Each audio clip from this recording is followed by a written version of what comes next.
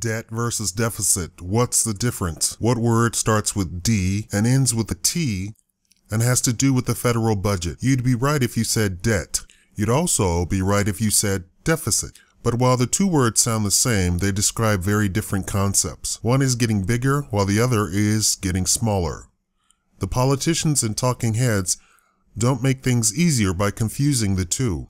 It's a mistake we're seeing more often, especially from Democrats who want to defend President Barack Obama's fiscal policies. The latest offender, the Senate's second-ranking Democrat Dick Durbin of Illinois. In an interview on Fox News Sunday last year, Durbin said the Obama administration was going to reduce the overall debt of the United States by $3 trillion over the next 10 years. Sorry, but his talk about the overall debt was ridiculously wrong. Instead of going down $3 trillion, the best estimate of the debt over the next 10 years is that it will rise by $8.6 trillion.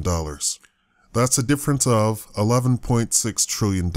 That's real money to anyone. PolitiFact rated his statement pants on fire. The Democrats do have a point when they say that the federal deficit is going down. The deficit is a measure of a single year's shortfall, the difference between what government takes in and what it spends. And in recent years, the deficit has been declining thanks to the end of the recession and lower government spending.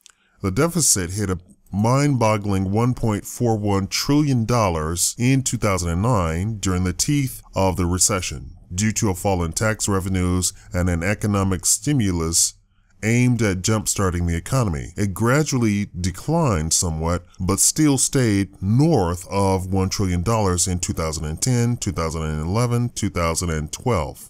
The nonpartisan Congressional Budget Office said that those years marked the largest budget deficit relative to the size of the economy since 1946. But with the end of the Great Recession, deficits are getting smaller. The deficit in 2013 is expected to finally drop below the $1 trillion mark to $973 billion. The Obama administration predicts further declines through 2018 when they project the deficit will be $475 billion.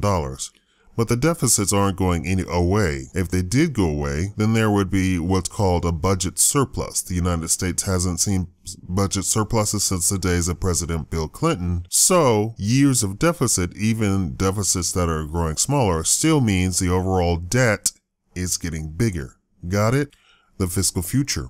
Sometimes, though, you hear people on TV talk about the debt going down, and that's wrong. When PolitiFact has fact-checked the claim, usually from Obama supporters, the explanation is typically that they said debt when they meant deficit. Back in November, for example, Al Sharpton said on his MSNBC show Politics Nation that the national debt, quote, has been reduced every year for the last 5 years. He means deficit. PunditFact, the political fact project that rates the talking heads, rated his statement false. And even if some are feeling cheerful about declining deficits, the Congressional Budget Office warns that shrinking deficits won't last if the nation keeps to its current spending and taxing policies. Deficits will begin to increase in years to come and continue increasing for the next 25 years through 2038.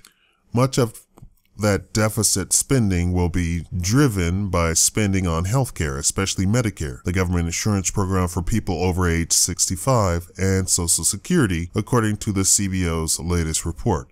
The agency issued a warning along with its usual graphs and charts. Quote, the unsustainable nature of the federal government's current tax and spending policies presents lawmakers and public with difficult choices.